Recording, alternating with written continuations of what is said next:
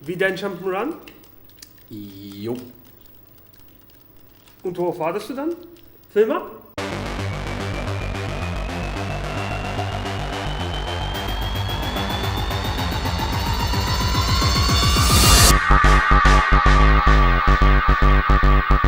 Jump'n'Runs sind seit jeher Konsolenterritorium, doch ab und an gibt's auch mal eine gute Portierung für den PC.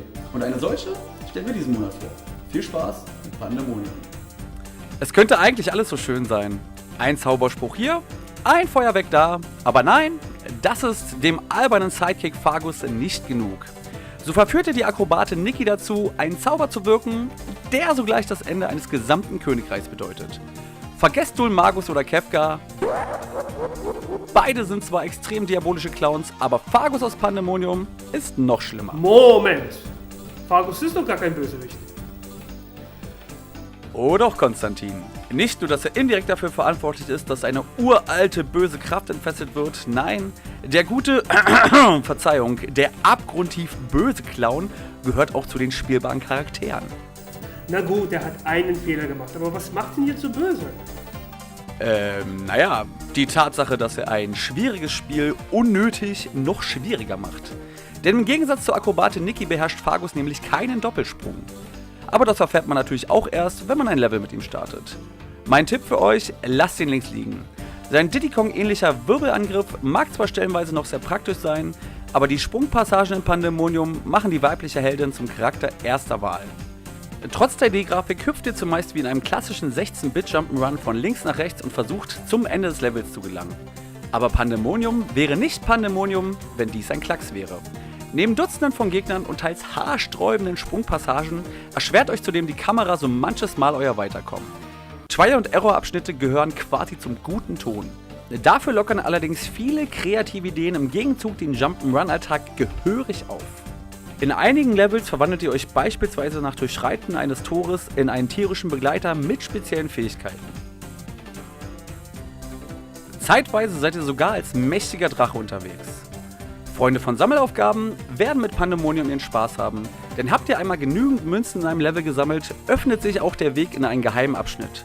Allerdings ist dies leichter gesagt als getan, denn manche der Münzen sind teilweise absurd schwer zu erreichen. Natürlich haben die Münzen einen weiteren Vorteil. Habt ihr insgesamt 200 von ihnen gesammelt, dürft ihr euch über ein Extraleben freuen. Manchmal findet ihr sogar Power-Ups wie ein Schutzschild oder einen Schrumpfzauber und ganz selten sogar ein Item, was eure Herzanzeige dauerhaft auffüllt. Jedoch befindet sich letzteres wirklich nur ganz selten auf dem direkten Weg zum Levelende. Es lohnt sich also in jedem Fall, die Augen offen zu halten. Besonders cool, die 3 mehrstufigen Bossgegner. Die Angriffsmuster sind dabei gar nicht mal so schwer zu durchschauen und auch das Rätsels Lösung scheint sehr offensichtlich. Dennoch, die Bosse sind sehr cool inszeniert und gehören definitiv zu den Highlights des Spiels. Habt ihr alle eure Leben ausgehaucht, könnt ihr nur wieder mit dem richtigen Passwort an der entsprechenden Stelle einsteigen. Jedoch startet ihr dann wieder nur mit insgesamt 2 Herzen, was angesichts des horrenden Schwierigkeitsgrads wie ein schlechter Witz wirkt. Hat man das Spiel jedoch erst einmal gemeistert, gibt es neben der obligatorischen Endsequenz, die übrigens auch meine These untermauert, dass Fagus das ultimative Böse darstellt, sogar spielbare Credits. Doch Vorsicht, allzu lang solltet ihr hierbei nicht auf den Bildschirm schauen, da sonst bleibende Schäden die Folge sind. Übrigens, Crystal Dynamics, das Team hinter Soul Reaver und den aktuellen Tomb Raider Spielen, vertrieb bis 2002 einen Großteil der Titel vom Entwicklerstudio Toys for Bob. Warte mal.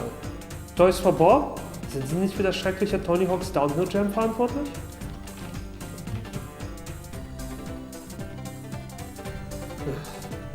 Das kalifornische Studio existiert auch heute noch und werkelt seit 2011 für Activision an der sehr erfolgreichen Skylander-Marke. Technisch darf man von einem Spiel wie Pandemonium heute natürlich nicht mehr allzu viel erwarten. Das sah 1996 ganz anders aus. Was damals allerdings schon merkwürdig war, sind die kurzen Musikstücke, welche sich schnell wiederholen. Mit entsprechender Pause dazwischen. Vor allem bei den Bossgegnern fällt dies sehr störend auf und reißt euch leider das eine oder andere Mal aus der an sich tollen Atmosphäre. Ihr kennt das Spiel, auch diesen Monat verlosen wir insgesamt 10 Download-Keys zu unserem aktuellen Spiel des Monats dann. GOG. 5 Keys könnt ihr gewinnen, indem ihr einfach den Link unten in der Beschreibung anklickt. Die anderen 5 könnt ihr direkt an unserer GameStation abgreifen, die ist nämlich direkt dort. Also kommt vorbei, spielt eine Runde, wir sehen uns.